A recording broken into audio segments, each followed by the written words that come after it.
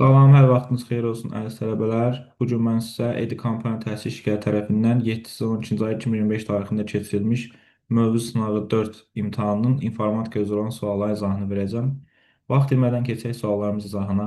Deməli, 21-ci sualda 10 megabaytın neçə bit olduğunu soruşur. Deməli, bu sualda bir balaca səhvə yol vermişik. Doğru variant 2 dənədir.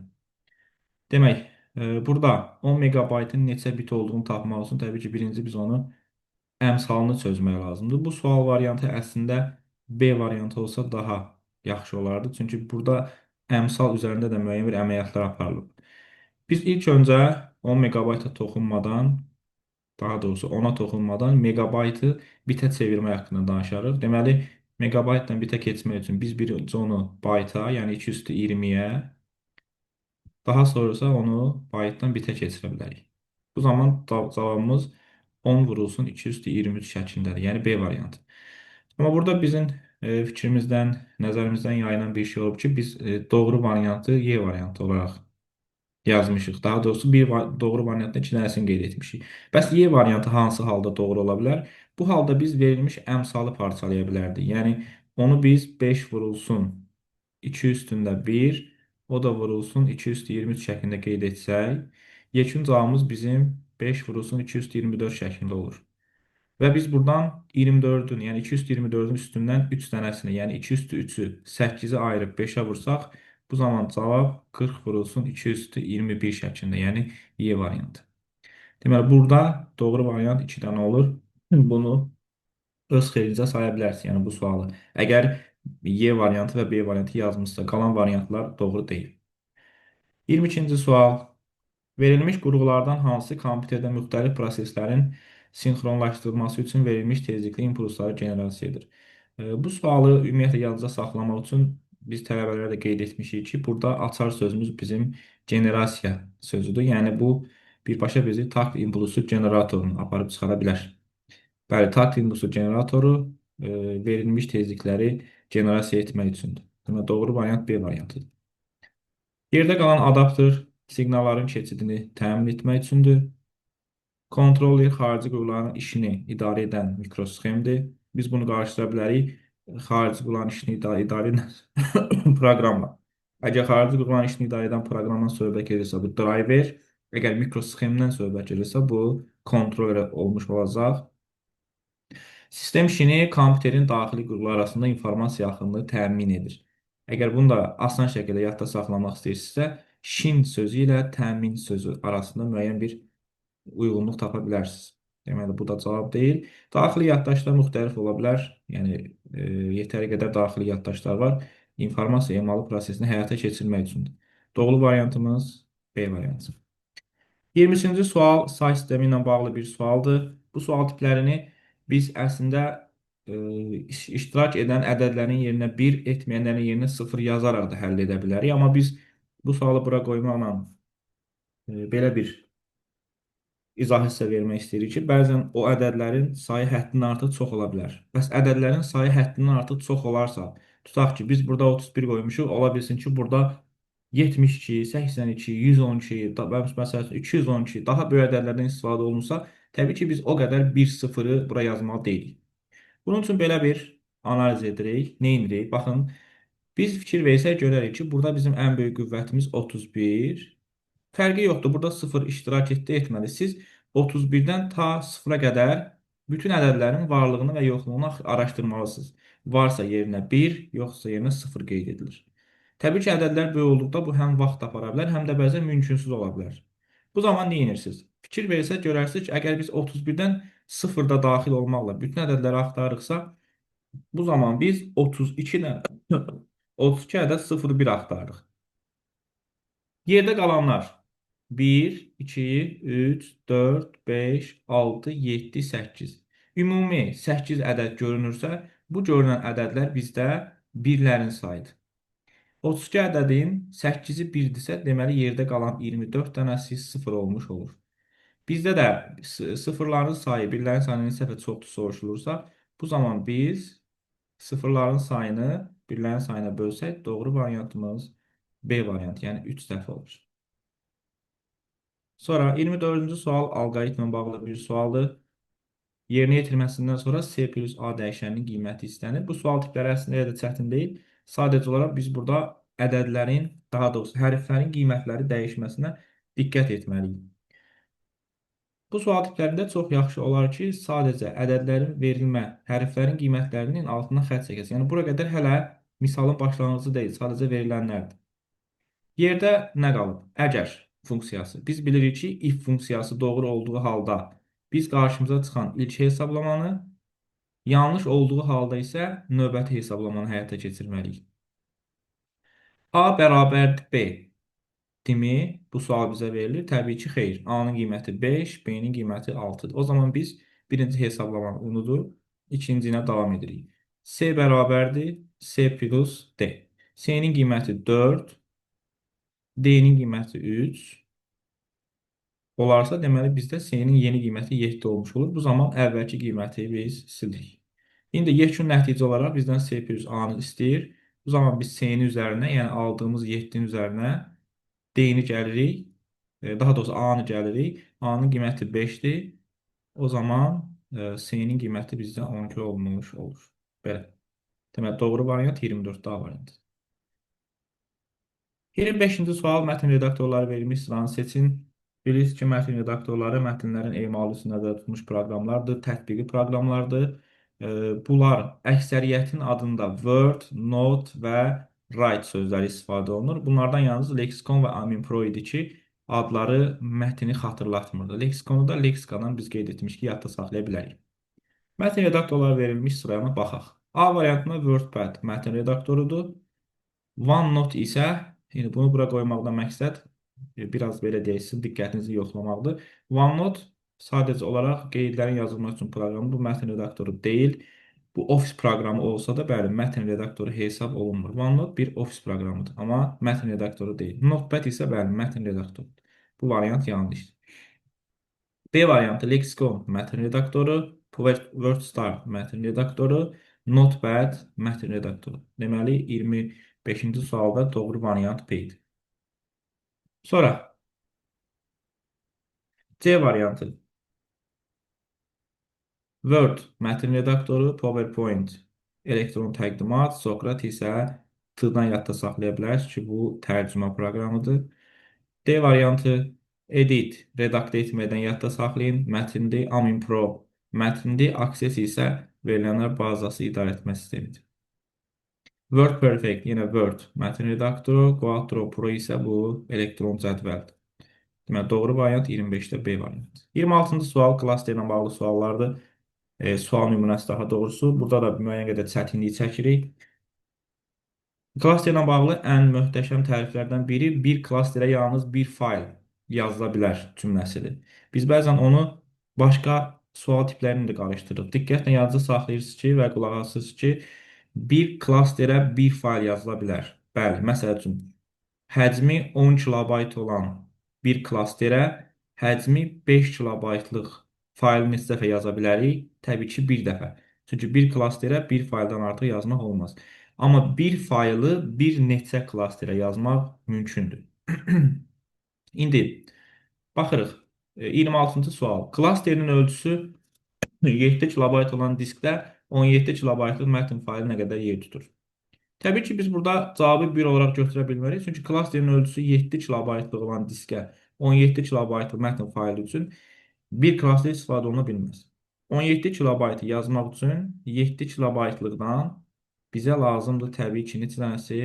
3 dənəsi. Çünki 2 dəfə düşür, qalıqda 3 qalır. Bu 3-ü yazmaq üçün də bizə əlavə bir dənə klaster lazımdır. Yəni 17 kilobaytlıq faylı 7 kilobaytlıq klasterdən 3 dənəsinə yerləşimi olur. Amma bizdə buradan neçə ədəd yox, nə qədər yer tutduğu istənilir. Əgər mən 3 dənə klaster istifadə etmişəmsə və bunların da birinin həcmi 7 kilobaytdırsa, o zaman 17 kilobaytlıq informasiya yaddaşda 21 kilobayt yer tutmuş olur. Doğru variant D. Sonra 27-ci sual Word proqramı ilə bağlı bir sualdır. Verilmiş lent qrupu hansı tabda yerləşir? Bilirsiniz ki, paragraf lent qrupu 2 tabda home və layout olmaqla yerləşdirilib. Bunların bir-birindən fərqi odur ki, home tabında yerləşən paragraf üzərində əmrlər çoxdur, layoutda yerləşən isə əmrlər daha azdır. Bəzi tələbələr bunu after sözündən də yadda saxlaya bilər, çünki belə deyək, layout tabı home tabından daha sonra gəldiyi üçün. Burada doğru variantımız olacaq Y variantı layout. 28-ci sual. Verilmiş diapazonda neçə sütun, sətir, xana var? Bu tip suallar ümumiyyətlə Dövlət İmtahan Mərkəzi tərəfindən də bu cür qoyulur. Siz burada ardıcıllığa diqqət etməlisiniz. Ola bilər ki, siz cavabları düz tapasınız, amma ardıcılığı səhv yazılmışsınız, sizin variantınız səhv çıxarsın. Deməli, bu sualı mən sizə xüsusi izah edin. Çünki buradan bəzi tələbələrimiz çətinlik çəkir.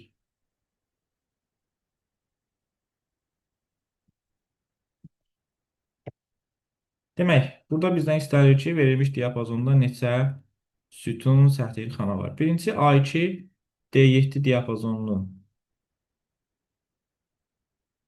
A2 qoşa nöqtə D7 diapazonu.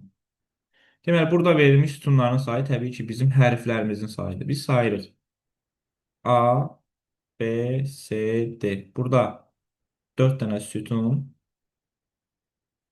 2-dən 7-yə qədər sətirlər var. Deməli, bu necə hesablanır? Bunu printer məsələsinə bənzədə bilərsiniz. Yəni, 7-dən 2 çıxıb, üzərinə 1 gəlirik. Bu zaman bizim sətirlərimizin sayı 6-dır.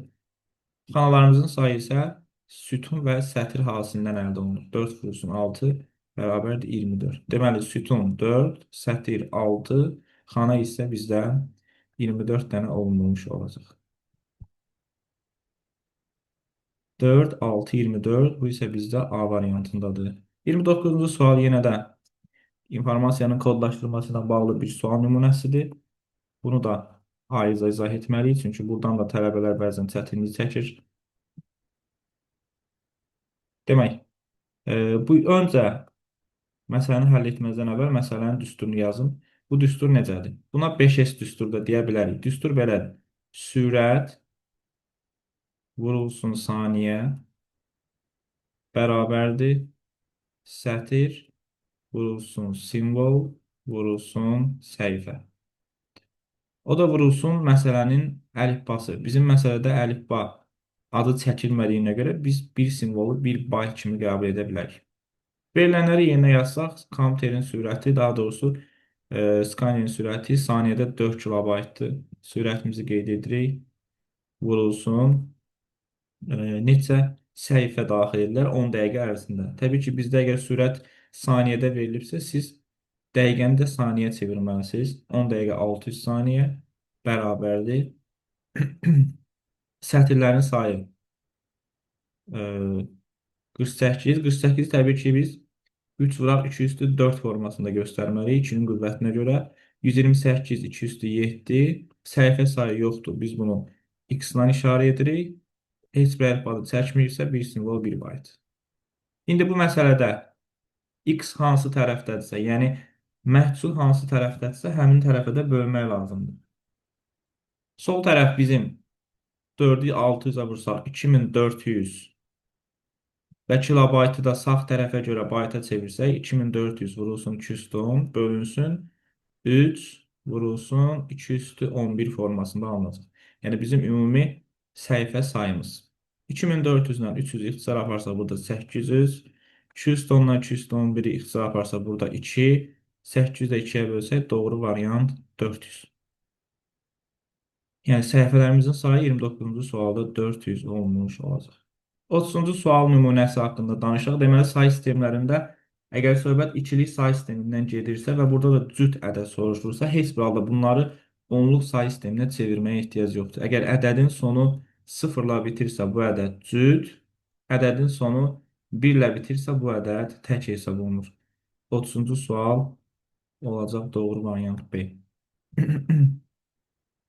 31. Printerlə bağlı bir sual nümunəsidir. Bilirsiniz ki, bizim printerlər iki yerə bölünür. Zərbli, zərbsiz. Zərbli printerlər literli, matrisli. Zərbsiz printerlər isə termiki, şırnaqlı və lazerli. Gəlin baxaq. Birinci nümunə haqqında baxaq. Printerin hər hansı məlumatı çap etməsi üçün çap fırlanır. Həmin simvolun üzərinə gəldikdə çəkic. Hər birinin içində təbii ki, bir dənə açar söz var. Bu boyda belə deyək, əzbəri, bu boyda tərifi yadda saxlamaya ehtiyac yoxdur. Əgər bizdə print çap olunma, çəkis hesablanırsa, o zaman söhbət literally printerlərdən gedir.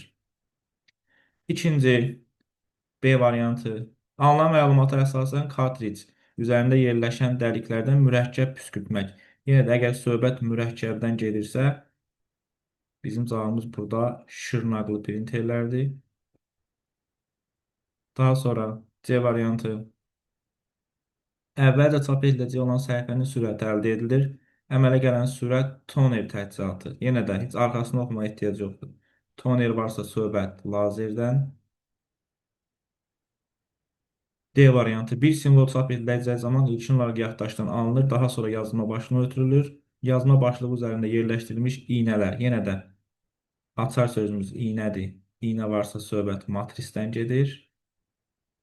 Və nəhayət sonuncu ən sürətli və ən etibarlı printer lazerli printerlərdir. Deməli, lazer bizdə iki yerdə oldu. Birə, yəni lazerə oldu C, E, 2, yəni matrisə oldu iynə D, 3-ə şırnaqa da oldu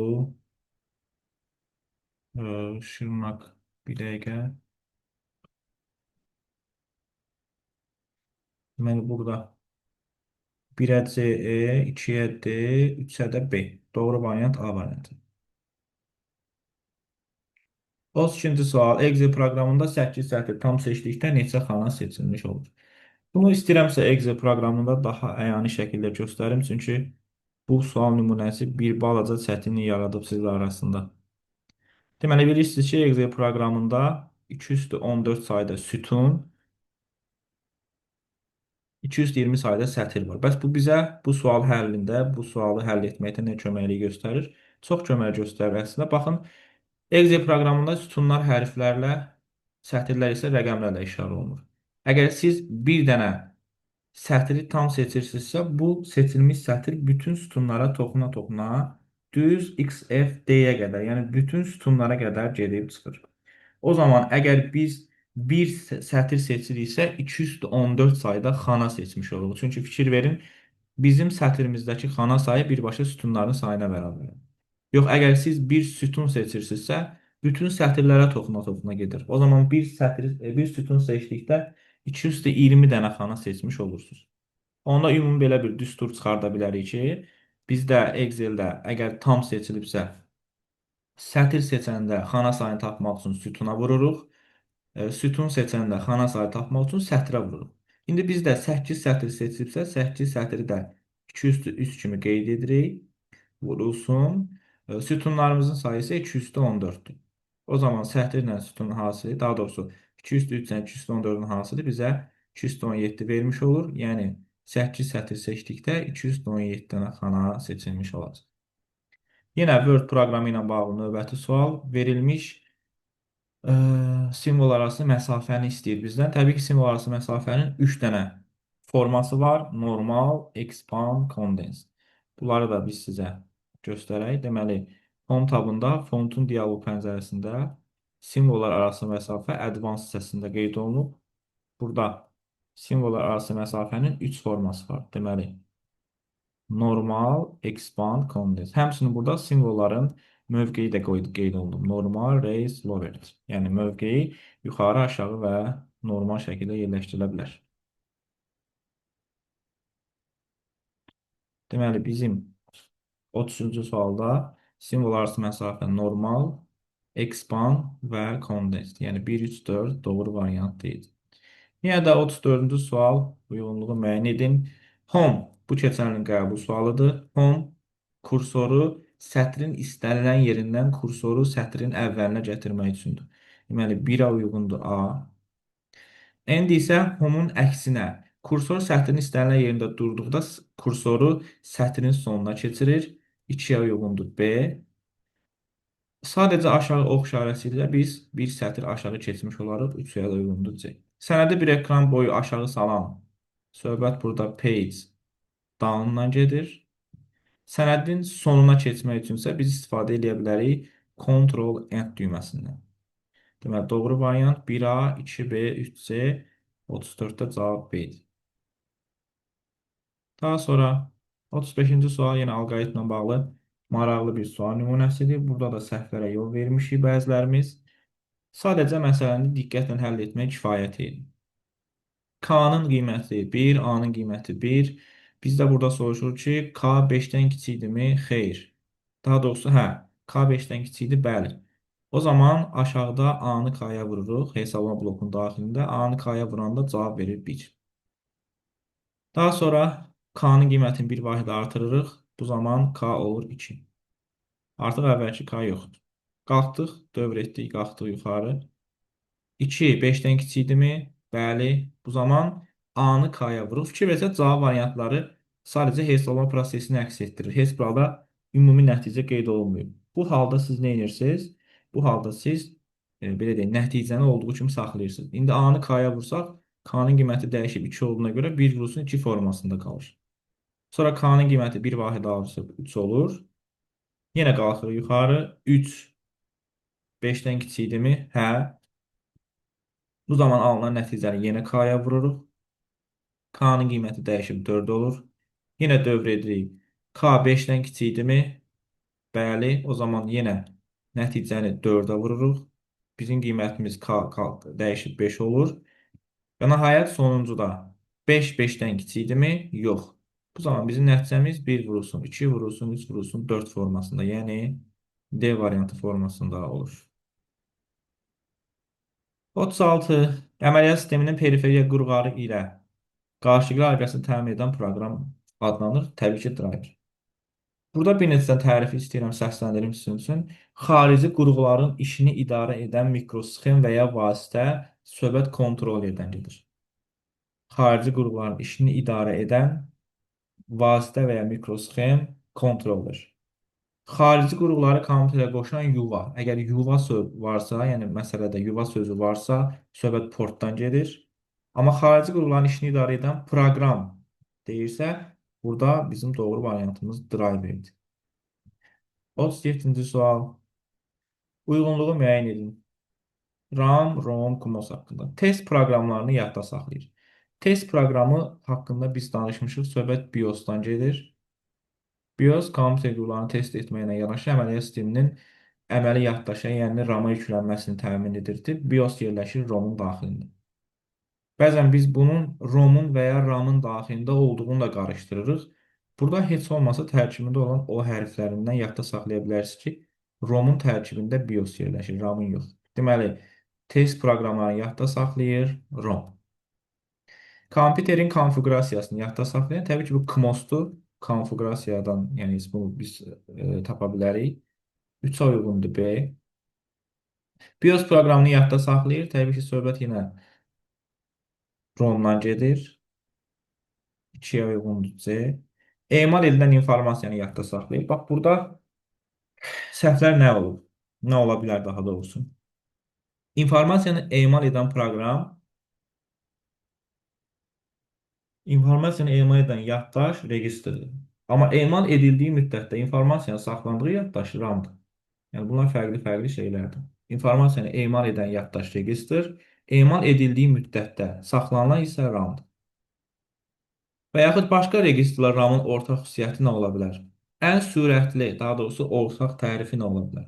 Ən sürətli yaddaş registrdir, amma ən sürətli informasiya emal edən yaddaş, yox, üzrlü sayın, burada səhvə yol verdim. Ən sürətli yaddaş registrdir, amma ən sürətli informasiya mübadiləsi həyata keçirən yaddaş RAM-dır. Bax, bunları bir-birindən mütləq fərqləndirmək lazımdır. Əgər mübadilənin sürətli olmasını deyirsə, söhbət RAM-dan gedir. Yox, əgər informasiya emalı cəhətdən sürətli yaddaşdırırsa, söhbət təbii ki, registrdən gedir. Vaxtı, tarixi və konfiqurasiyanı yadda saxlayan yenə də bizdə CMOS-dur. Yəni 3-ə də E variantı. Deməli, 2-yə A, daha sonra yenə 2-yə C, 1-ə D, bu bizdə hələ ki B variantıdır. 1-ə D, 2-yə A, C, 3-ə də B, E. Deməli, doğru variant B variantı olmuş olur. Daha sonra 38-ci sual. A simvolunun 16-lıq kodu hansıdır? Deməli, bu cədvəllə bağlı məşhur bir düstur var. Düstur budur ki, balaca A-dan böyük A-nı çıxanda bizim nəticəmiz 32-dir. Fərqi yoxdur burada hərfin. İstər balaca A-dan, istər balaca B-dən. Yəni, qısası kiçiklərdən böyükləri çıxanda bizim nəticəmiz 32 olmuş olur. İndi bizdə də böyük A simvolunun 16-lıq kodunu istəsidir. Cədvəldə heç bir halda böyük A yoxdur. Bu zaman biz balaca A-dan istifadə edə bilərik. Deməli, balaca A çıxılsın böyük A bərabərdə 32. O zaman böyük A-nın qiyməti 65 olmuş olur. Burada 65-də qeyd olunacaq həmişə, 41-də qeyd olunacaq. Sadəcə olaraq bizdə 16-lıq kod istədiyinə görə 65-i biz yenidən 16-lıq say sisteminə çevirməliyik. 4 dəfə düşür, qalıqda 1 qalır. O zaman doğru variantımız 41 olmuş olur. 39-cu sual. Bu sual nümunəsində çoxlarını çətinlik çəkmişik. Bəzilərimiz sualın səhv olduğunu düşünür, amma əslində sual səhv deyil.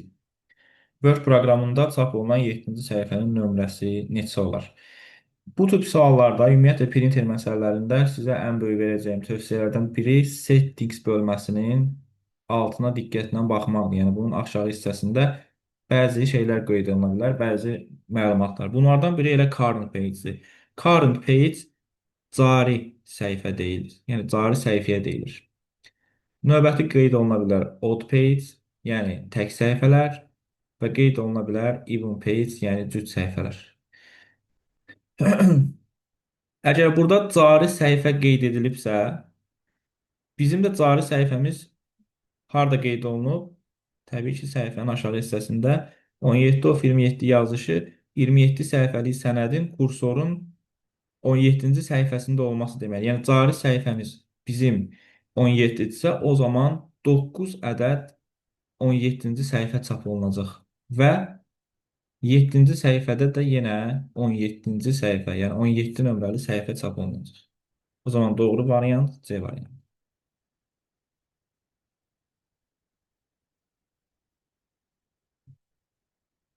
Sual 40. Fayla gedən yol verilmişdir. Faylın yerləşdiyi qovluq, faylın tam adı və faylın uzantısı. Deməli, ilk olaraq faylın yerləşdiyi qovluq. Bizim faylımız D diskinin master qovluğunun info alt qovluğu, onun içində yerləşir informatika və nəhayət içində yerləşir kitab. Bu Word faylıdır, yəni dokument faylıdır. Gəlin görək bizdən nə istəyir. Faylın yerləşdiyi qovluq. Faylımız kitab, genişlənməsi doc, faylın yerləşdiyi qovluq isə informatikadır. O zaman faylın yerləşdiyi qovluq olacaq informatika 1 E variantı. Daha sonra faylın tam adı. Faylın tam adı deyəndə fayl da özü daxil olmaqla ta diskə qədər olan bütün verilənləri mütləq şəkildə götürməlidir. O zaman 2-yə uyğun olacaq C variantı. Və nəhayət faylın uzantısı uzantı nöqtədən sonra, yəni onun hansı proqram vasitəsilə birbaşa hazırlandığına işarədir. Deməli, söhbət Word proqramından gedir. Faylın uzantısı isə docdur. Bu da olacaq A variantı. Deməli, 40-cı sualda doğru variant A. 41-ci sual baytlarla kodlaşdırılmış müxtəlif simvolların sayını tapın. Bu sual tipində də bizə verilən ən çox suallardan biri budur ki, biz bunun 101-ləri neçə ayıracağımızı hardan bilməliyik və bilməliyik ki, necə bilməliyik ki, biz bunu 8, 8, 4, 4 və s. İlk öncə onu yadda saxlamalıyıq ki, 0-1-lər şəklində qeyd olunmuş bu kodlar bitləri ifadə edir. Biz informatika əsas anlayışları dərsində qeyd etmişdik ki, bir bit demək ya bir dənə 0-ı, ya bir dənə 1-i ifadə edir. Əgər burada da 0-1-lərdən söhbət gedibsə, yəni 0-1-lər şəklində qeyd olunubsa, deməli bunlar bitdir. Sizə də verilən anlayışı, yəni bu byte olsun və s. olsun, siz mütləq şəkildə bitə çevirməlisiniz. Əgər bytelarla kodlaşdırılıb deyirsə, o zaman bir byte-ı 8 bit formasında qeyd edə bilərik. Bəs bundan əlavə nə ola bilərdi? Məsəl üçün 32 simvollu əlifba desəydi, yenə biz bunu bitə çevirirdik. 2 üstü 5, 2-nin üstündə də həmişə mütləq bit olur. 1024 simvollu əlifba desəydi, Biz bunu 3 üstü 10, yenə 10 bit, yəni 5 ayıracaqdıq, 10 ayıracaqdıq.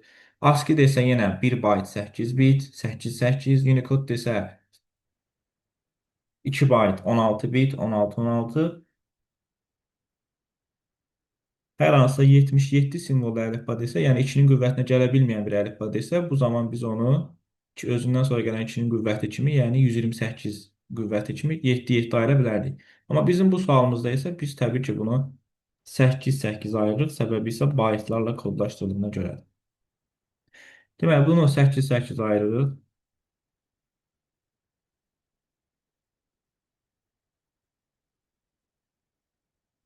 Çalışaq ki, səhvə yol verməyək.